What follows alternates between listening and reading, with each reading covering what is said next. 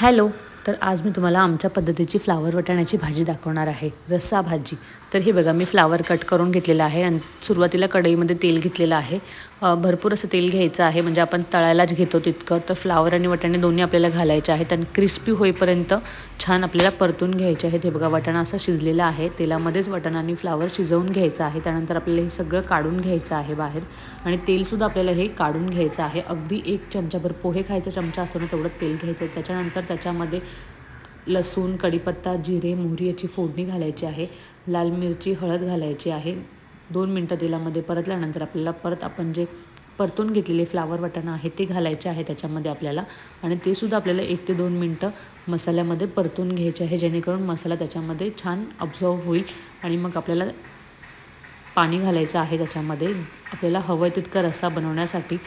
त्यामध्ये शेंगदाण्याचा कूट घालू शकता आणि आपलं रस्सा भाजी तयार आहे.